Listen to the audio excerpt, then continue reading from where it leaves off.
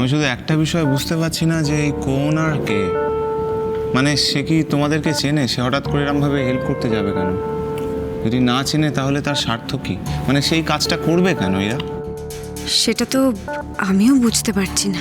ছাড় না দাদাই, এত কিছু ভেবে আমাদের কী লাভ, তাই না বল? এরা দিদিরা এই বাড়িতে আবার ঢুকতে পেরেছে, 3 মাস নিশ্চিন্তে এই বাড়িতে থাকতে পারবে, এটাই তো এনাফ, তাই না? এনাফ? তুই কি বলছিস? একটু ভাব, বিষয়টা নিয়ে একটু ভাব। আরে এইসব কথা থাক না, উনি যেই হন না কেন, আজ ওনার জন্যই কিন্তু আমরা এই যাত্রা বেঁচে গেছি। নইলে ডাম্বুটাকে নিয়ে কোথায় যেতাম, কি করতাম। একদম ঠিক বলেছো বৌদি, ওনার জন্য অ্যাটলিস্ট আমাকে বস্তিতে থাকতে হয়নি।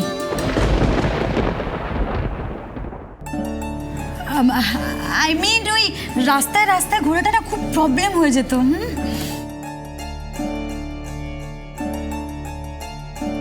আমি জানি আমার রাধা মাধব আছেন আর ইরার সততা আছে, ওকে কখনোই ঠাকুর নিঃস্ব করবেন না।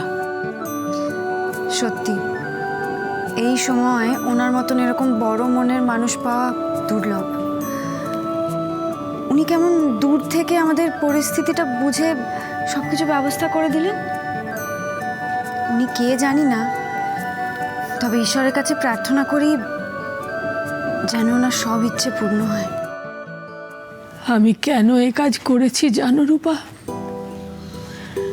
শুধু আমার আকাশের ভালোর জন্য।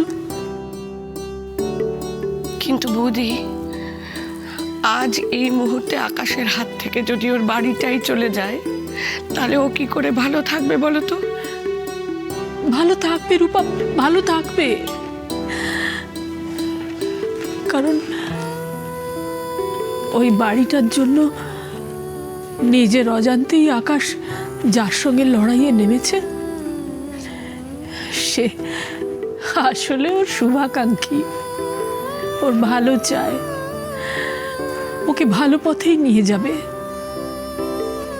ওর এই রুক্ষ আবেগহীন জীবনটা থেকে ওকে ওকে একটা সঠিক সুন্দর পথে নিয়ে যাবে। ওর মনটাকে একেবারে বদলে দেবে। কিন্তু তুমি এই কথাটা কি করে বলতে পারছো? আমার কথা তুমি মিলিয়ে নিও। যে বাড়িটা একদিন ওর কাছ থেকে সব কিছু কেড়ে নিয়েছিল, ওই বাড়িটাই একদিন ওকে আবার সব কিছু ফিরিয়ে দেবে, ওর জীবনের মোড় ঘুরিয়ে দেবে। দেবে, নিশ্চয়ই দেবে, এ আমার বিশ্বাস। তুমি দেখো।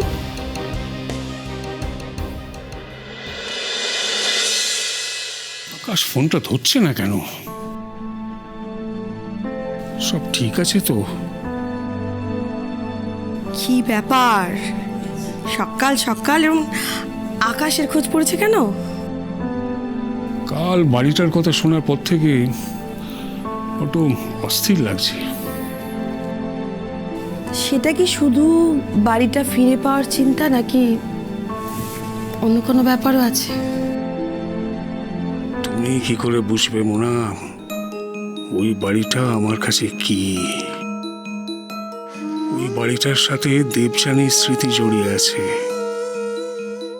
বাড়িটার কথা শোনার পর থেকে শুধু দেবযানীর মুখটাই বারবার চোখের সামনে ভাসছে। কি হলো? কি ভাবছেন? Good morning sir. Good morning, এসো এসো। Sir, as per your instruction, এই হচ্ছে আপনার বিজনেসের সব পেপার, প্লাস আপনার ইন্ডাস্ট্রির লিগাল যত পেপার্স আছে, প্রপার্টি পেপার্স সব এখানে আছে, আপনি একটু প্লিজ দেখে নিন। Thank you.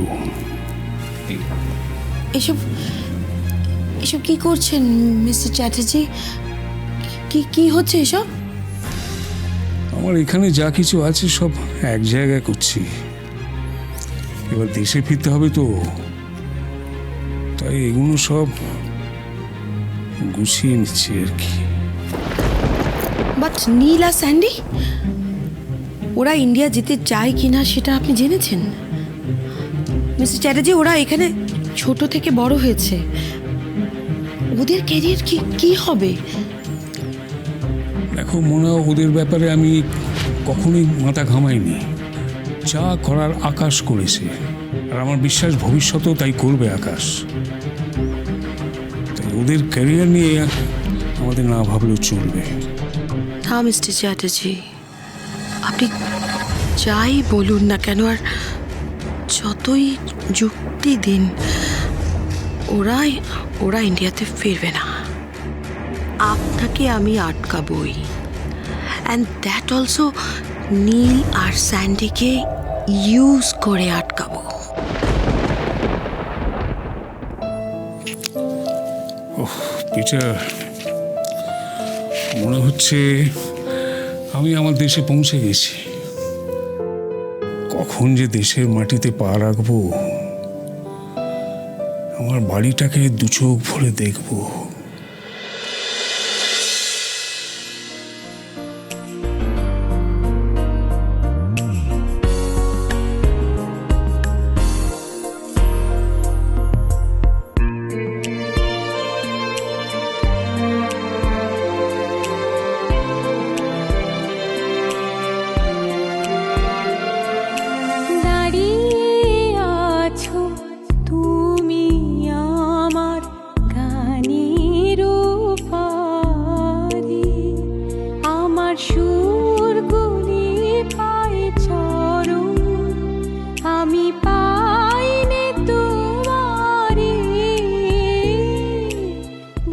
কি হলো, দাঁড়িয়ে পড়লে কেন? আরে শুনতে পাচ্ছ না, ইরা দিদি রেওয়াজে বসেছে।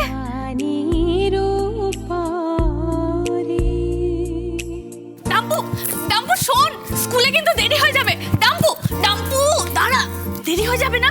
দি গান গাইছে। মাম্মা পিন্নি গান গাইছে, আমি পিন্নির কাছে যাব।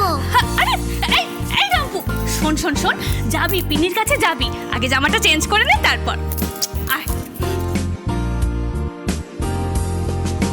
বাতাস বহে মোরে মোরে, আর বিধি রেখো না তোরে।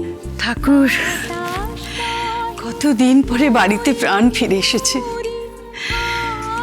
সবাইকে এরকম আনন্দে রেখো, এরকম ভালো রেখো। এসো এসো পার হয়ে মোর হৃদয় মাঝারে, দাঁড়িয়ে আছো তুমি আমার গানের পারে।